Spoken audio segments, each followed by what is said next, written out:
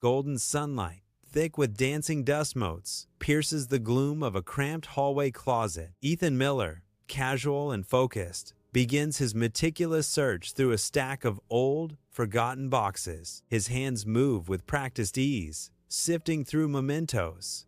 His expression a blend of determination and mild boredom. He seeks a glimpse into his past, hoping to unearth cherished childhood photographs from the dusty depths. Inside the dim hallway closet, Ethan's silhouette stretches as he reaches for a high shelf, dust motes dancing in the faint light. His fingers brush against an unexpected object hidden in the shadows.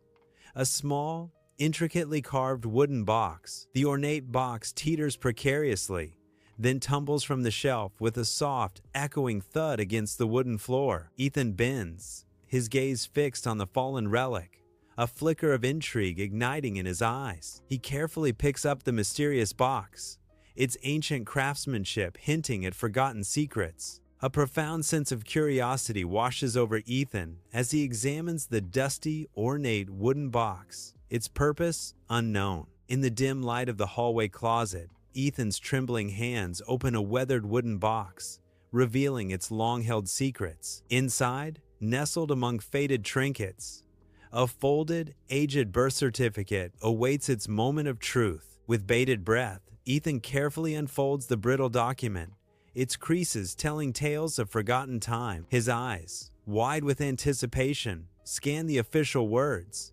each line holding the power to reshape his world. The stark reality of the certificate's details slowly dawns on him, a silent revelation in the quiet closet. A birth certificate, starkly white against the dim light, reveals a name in bold, black letters.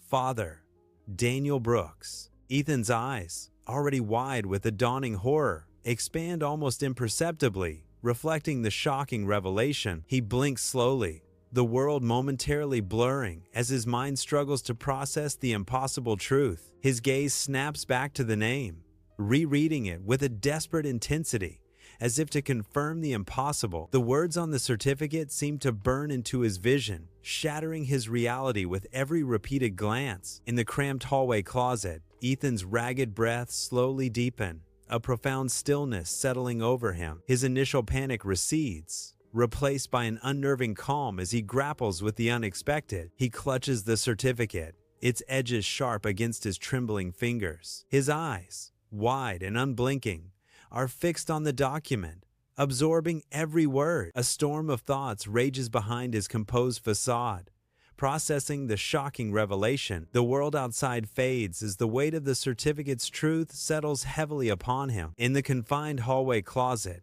Ethan sits amidst cardboard boxes, an unexpected discovery clutched in his hand. His fingers tightly grip a birth certificate, its edges crinkled from the profound tension of his hold. Outside, the once bright sunlight softens, stretching long, distorted shadows across the small, silent space. Ethan remains utterly still, lost in deep contemplation, a silent storm of emotions churning beneath his composed facade. The scene abruptly cuts to black, leaving the audience to ponder the profound impact of his earth-shattering discovery. The kitchen is bathed in a dim, solitary light, a silent hum from the refrigerator filling the quiet air. Linda Miller, her back to the room, stands at the sink, her movements precise and practiced. Water glistens on the rinsed dishes, reflecting the faint light in the hushed domestic scene. A sense of quiet solitude envelops Linda, her presence a still point in the tranquil kitchen. In the living room, the television's soft glow illuminates Mark Thompson,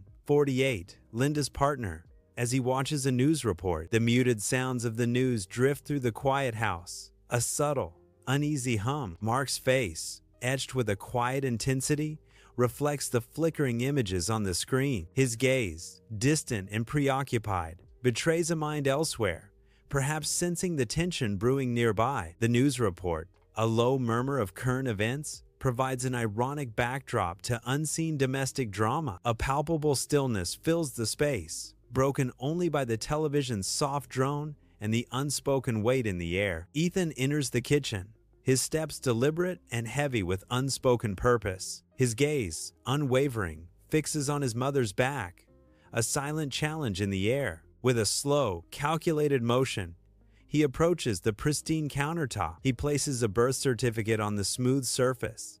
Its stark whiteness, a stark contrast. The paper lies there, a silent, damning testament, waiting to be discovered. The kitchen is suffocated by a thick, heavy silence, a tangible weight pressing down on Linda and Ethan. Linda stands rigid at the sink, her hands mechanically rinsing, a silent refusal in every move. The unspoken question hangs in the air, a phantom presence between them, sharp and demanding. Ethan waits, a figure of patient resolve, his gaze unwavering, a silent challenge. The tension crackles, a fragile barrier of unspoken words, threatening to shatter the stillness. Linda's back remains a fortress, her posture unyielding against the suffocating quiet. In the kitchen, a heavy silence hangs, broken only by Ethan's controlled breathing, his face a mask of hidden turmoil. His hand moves subtly, gesturing towards a birth certificate, an unspoken accusation in the air. The silence in the kitchen stretches, thick and heavy, before Ethan finally speaks, his voice cutting through the tension. "I found this," Ethan declares, his words landing like a hammer blow, shattering the fragile calm. Linda slowly turns from the sink, a faint shimmer of water still clinging to her hands, her world about to shatter. Her gaze, heavy with unspoken dread, drifts across the kitchen, seeking an escape, finding none. Her eyes land on the document, a stark white testament to an undeniable truth, her face a mask of blankness. A subtle flicker, a shadow of profound resignation, crosses her features, a silent admission of defeat. She stands motionless, accepting the crushing weight of the information, no longer able to deny its cruel reality. In the quiet kitchen, Linda's hand reaches for a chair, her movements slow and deliberate. The soft scrape of chair legs against the tile floor breaks the silence, a lonely, echoing sound. Her body seems heavy, burdened, as she slowly lowers herself onto the chair. Linda turns her gaze towards Ethan, her eyes reflecting a profound, weary sadness. Her silent expression speaks volumes, a deep sorrow etched into every line of her face. The weight of unspoken words hangs heavy in the air between them, a palpable tension. In the kitchen, Linda stands, her posture slumped, her gaze fixed on something unseen, the air thick with unspoken truths. Her voice, a barely audible whisper, cuts through the heavy silence with the sharp edge of regret. The weight of her words hangs in the air, a palpable tension in the quiet room. Her eyes betray a deep sorrow, a history of pain unspoken until now. "You were supposed to find that after I died," Linda says, her confession echoing with profound regret. In the kitchen, Ethan's eyes lock with his mother's, a complex mixture of confusion and hurt swirling within them. He struggles to comprehend the unspoken truths between them, a silent battle waged in his gaze. His voice, barely a whisper, cuts through the tension as he asks, "Why after you died?" The words hang heavy in the air, a profound question echoing in the silent kitchen. In the quiet kitchen, Linda's gaze drifts, her eyes holding a deep, unspoken sadness. The air thickens with unseen words, a heavy silence pressing between them. Her eyes, clouded with sorrow, flicker with a painful realization. She turns her head slightly, her gaze fixed on a distant, unseen point. Her voice, laced with resignation, breaks the silence. "Because by then you wouldn't need me to explain it." A palpable, suffocating silence stretches between them, heavy with unspoken truths in the dimly lit kitchen. I absorb her words, a chilling realization sinking in. My mother knew the pain this truth would inflict. Her protective love, a double-edged sword, now a heavy burden, settles in the air around us. The weight of her sacrifice, meant to spare me, now crushes me with its profound, sorrowful implication. In the quiet kitchen, Linda begins to speak, her voice a calm river of recollection, flowing from a past now distant. Her words paint a vivid picture of her engagement to Daniel Brooks, a love once bright, now tinged with sorrow. She describes the man she loved, Daniel, his ambitious spirit burning fiercely, a stark contrast to her longing for peace. The memory of their clashing desires hangs in the air, a phantom tension in the otherwise serene kitchen. Her measured tone belies the deep emotional currents beneath, each word a carefully placed stone in the narrative of her past. Linda's gaze drifts, lost in the labyrinth of her memories, a story of love and divergent paths unfolding before us. The kitchen hums with the low thrum of the refrigerator, a quiet counterpoint to the unspoken tension. I share my deep unease with Daniel, my voice a soft plea for understanding. His desire to move to Charlotte for work hangs in the air, a wedge between us. I yearn for the familiarity of family, while he seeks the allure of new opportunities, a silent battle of desires. In the kitchen, she stands like a ghost, haunted by the escalating arguments that once filled this very space. Her mind replays the sharp words, the growing tension, each memory a fresh wound. The chasm between them, once a hairline crack, has become a gaping void, widened by their clashing visions. The heavy silence in the room amplifies the echoes of their past conflicts, a suffocating weight. In a kitchen heavy with unspoken grief, Linda's eyes hold a distant, painful memory, lost in the depths of her past. The soft clink of a spoon against her mug echoes the quiet sorrow as she stirs her coffee, a simple act masking deep turmoil. Her voice, a low and somber tone, breaks the silence, revealing the hidden anguish within her. When I became pregnant with Ethan, the arguments intensified. She confesses, her words heavy with the weight of history. It was like a breaking point. The impending arrival of a child only magnified our unresolved conflicts. Her gaze remains fixed, haunted by the echoes of past struggles, a poignant tableau of enduring pain. In the kitchen, Daniel's eyes betray a flicker of indecision as he stares at Linda, a storm brewing within him. He hesitates, his gaze dropping to the floor as if searching for answers in the linoleum. Linda watches him, her expression hardening, each passing second solidifying her resolve. His words hang in the air, heavy with unspoken doubt. I need some time to figure things out. A chasm opens between them, widening with every agonizing moment of his uncertainty. Linda's jaw tightens, her eyes now devoid of hope, only a cold, certain resolve remaining. In the quiet kitchen, Linda stands, a silent storm brewing within her, her posture radiating a fierce determination. She feels the sting of abandonment, a bitter taste that propels her forward, unwilling to wait for Daniel's move.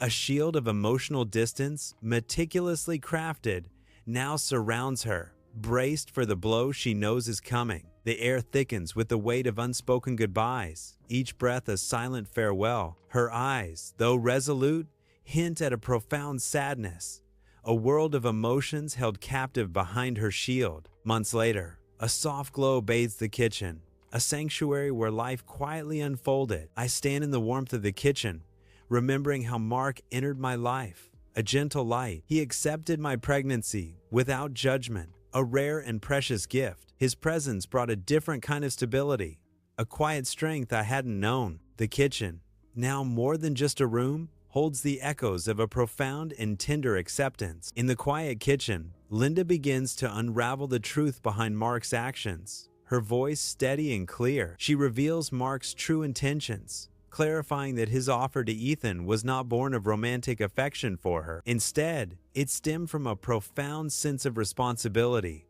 a deep conviction in the moral imperative to do what is right. Linda's explanation paints a picture of Mark's unwavering principles, a man guided by his strong moral compass. The living room is plunged into silence, the television now a dark, unblinking eye. Mark emerges from the shadows, his presence a quiet, undeniable force in the suddenly still air. He steps into the kitchen, his expression a mask of earnest resolve, devoid of apology. His gaze sweeps the quiet room, a silent declaration of his intent hanging in the air. In the living room, the air hangs heavy with untold stories, a palpable tension woven into its very fabric. Mark fixes his gaze on Ethan, an unwavering intensity in his eyes that belies his relaxed posture. His stance is deceptively calm, yet a powerful, unspoken energy radiates from him, filling the space. The weight of their shared past presses down, a silent, suffocating presence between them. Mark's lips part,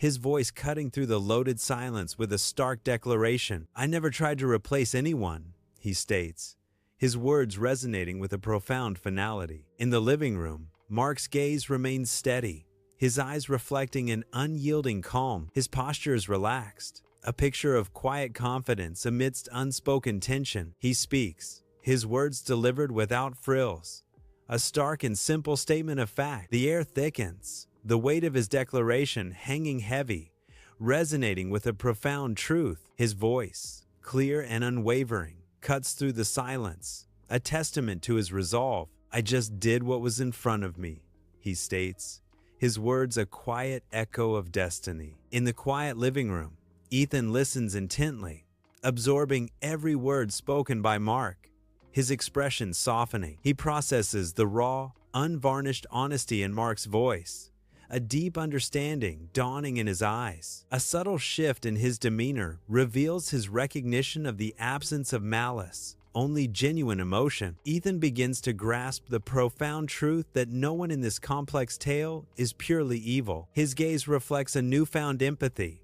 seeing beyond actions to the inherent flaws that drive human behavior. A quiet realization settles over him, understanding that all are simply flawed, navigating their own imperfect paths. Sunlight streams through the bustling coffee shop windows, illuminating dust motes dancing in the air. The rich aroma of freshly brewed coffee hangs heavy, a comforting contrast to the underlying tension. Ethan sits alone at a small, round table, nursing a coffee, his gaze fixed on the entrance. A subtle tremor in Ethan's hand betrays his nervous anticipation. Stirring the coffee gently, he glances nervously at the entrance, a silent plea in his eyes, awaiting an unknown arrival. Daniel Brooks, a man of 47, steps into the bustling coffee shop, a quiet storm amidst the din. His movements are deliberate, each step a calm, reserved assertion in the vibrant chaos. His eyes, sharp and discerning, sweep across the room, seeking something specific amidst the faces. They land on Ethan, and a subtle flicker of recognition, a silent spark, crosses Daniel's composed face. Daniel approaches Ethan's table, a silent tension building with every step. He settles into the opposite chair, the air immediately thick with unspoken words. A long, awkward silence stretches between them, each breath a heavy punctuation mark. Their eyes meet and hold, two strangers bound by an invisible, inexplicable connection. In the quiet hum of the coffee shop, Daniel breaks the silence, his voice a mere whisper, heavy with unspoken emotion. His gaze, fixed and unyielding, conveys a deliberate emotional distance. The air crackles with an intensity that belies the hushed tones, a chasm opening between them. Every line of his posture, every subtle shift, reinforces the stark separation he feels. A profound, almost accusatory statement hangs in the air. "You look like my father." The words resonate, revealing a deep-seated history and a complex emotional landscape. Amidst the gentle hum of a coffee shop, Daniel and Linda sit across from each other, their initial words tentative. A comfortable rhythm soon settles between them, a fragile peace before an emotional confession. Daniel's gaze drops to his hands, his voice a hushed confession. "When you told me you were pregnant, I was scared, Linda." His eyes, filled with a raw honesty, meet hers as he admits, terribly scared. He reveals his deepest fear. "It wasn't the baby I was afraid of. It was me, my own potential to fail, to not be enough." Daniel's eyes are cast down, fixed on his coffee cup, his movements betraying a deep unease. The air around him feels heavy with unspoken words, with the crushing weight of regret. "I didn't fight hard enough, did I? For Linda, for us, for the family we were supposed to have. I let it slip away. And now it's too late. It's a missed opportunity I'll never get back." In the cozy coffee shop, Daniel sips his coffee, his gaze distant, lost in a world of unspoken thoughts. A small, almost imperceptible gesture hints at a silent plea or a lingering hope. His voice, tinged with a quiet resignation, breaks the silence. "I thought she'd call when she was ready." The steam from his coffee curls upward, mirroring the wistful thoughts swirling in his mind. A flicker of pain crosses his face, quickly masked by a practiced indifference. He believed Linda would reach out, a fragile hope clinging to the remnants of their connection. A phantom smile plays on my lips as I survey the bustling coffee shop, a silent world of untold stories. I envision Linda, her face a canvas of hope and exasperation, waiting for my arrival. Her unspoken expectations, heavy and palpable, filled the air around me like an invisible shroud. The lingering thought, "She thought I'd show up anyway," echoes in my mind, a ghost of a promise. Each face in the coffee shop seems to hold a fragment of her gaze, her disappointment. The aroma of coffee, usually comforting, now carries the bitter tang of what might have been. In a cozy coffee shop, Daniel's voice, low and sorrowful, hints at a deeper pain. He gazes out the window, lost in thought, his eyes distant and clouded with memories. A wisp of steam from his coffee curls upwards, momentarily veiling his pensive face. He whispers, "We were both wrong," a poignant confession hanging in the air. His words, laced with regret, underscore the profound weight of a shared mistake. In the soft glow of the bedroom, Ethan sits on the edge of Linda's bed, the air thick with unspoken emotion. The intimate space is bathed in a gentle light, hinting at a moment of profound vulnerability. He turns to Linda, his face etched with a newfound tenderness, seeking to bridge the chasm between them. His posture is open, his gaze searching, devoid of the harsh accusations that once colored their interactions. This time, his approach is a delicate dance, a quiet plea for understanding rather than a demand for answers. In the hushed stillness, a fragile hope hangs in the air, a chance for healing in the tender night. In the bedroom, the air hangs heavy with unspoken tension, every breath a profound statement. Ethan's gaze is fixed, a raw blend of vulnerability and unyielding resolve etched upon his face. His eyes, wide and searching, demand an answer to a question too painful to bear. The silence stretches, amplifying the weight of his unspoken accusation. With a tremor in his voice, Ethan finally asks, "Did you keep him away from me?" In the quiet bedroom, Linda stands perfectly still, her gaze fixed on a distant, unseen point. Her eyes, wide and unblinking, betray a profound internal struggle, a silent reckoning. This is the key moment, the precipice where the full, stark truth of her choices hangs in the air. Her silence stretches, heavy and suffocating, thick with the weight of unspoken emotions and impending revelation. Every fiber of her being vibrates with the immense gravity of the moment, a life-altering decision looming. In the bedroom, Linda's eyes are cast down, hands clasped tightly, a silent weight in her posture. The air is thick with unspoken words, a heavy silence pressing down on her. Her soft voice, though quiet, cuts through the tension like a sharp knife. She doesn't raise her gaze, yet a quiet strength emanates from her subdued form. "I didn't keep him away. I just stopped making it easy," she confesses, her words hanging in the air. The subtext of her declaration, a deliberate, unspoken action, resonates with profound impact. She sits on the bed's edge, hands clasped, a silent testament to her chosen path. The weight of her words hangs in the air, a heavy, unspoken truth. Her gaze is distant, reflecting a profound sense of certainty. She prefers the known stability of her new life over unpredictable outcomes. The emotional weight of her decision is palpable, a heavy cloak she wears. In Linda's cozy living room, Grandma Ruth, a woman of 70, sits with Ethan. Her eyes, filled with a lifetime of stories, hold a profound warmth and understanding as she looks at him. A gentle smile plays on her lips, hinting at the wisdom she is about to impart. The air between them is thick with anticipation, ready for the unfolding of a shared memory. She prepares to weave a tale, her gaze a silent promise of comfort and revelation. In the soft glow of the living room, Grandma Ruth's face is illuminated, her eyes holding a steady gaze of regret and conviction. She gestures softly with her hands, a silent plea for understanding in her every movement. Her voice, laced with memory, reveals, "Years ago, I tried to get Linda to reconnect with Daniel. I saw the potential for reconciliation. I believed it was important for Ethan," she adds, her conviction unwavering. Grandma Ruth sits on a worn armchair, her hands clasped tightly, her gaze soft yet troubled. Her voice, heavy with sorrow, reveals Linda's deep-seated fears. Linda, she refused my pleas. It wasn't because she hated Daniel, my dear.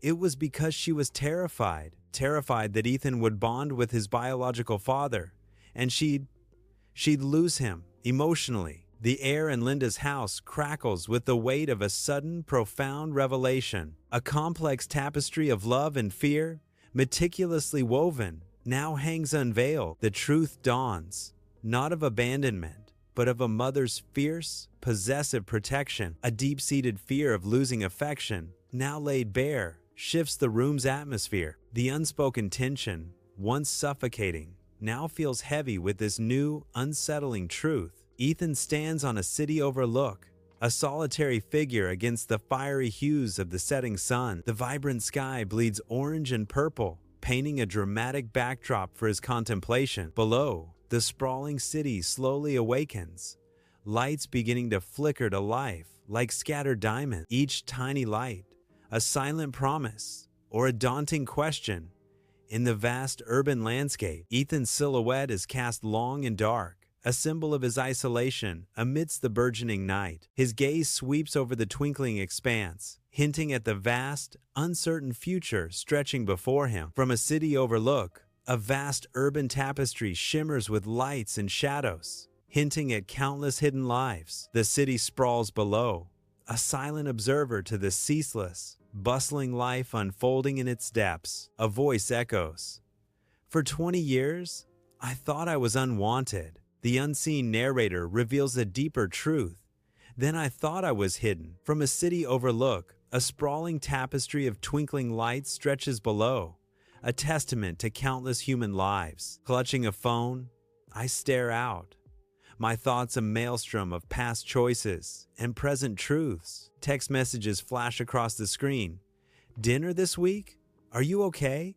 Each a reminder of tangled relationships. I type a reply, the words heavy yet liberating, a declaration of self-possession echoing in the night. "I need time, but I'm not going anywhere." Ethan's resolve cutting through the stillness. As the city lights blur, a new chapter begins, a testament to choosing one's own truth.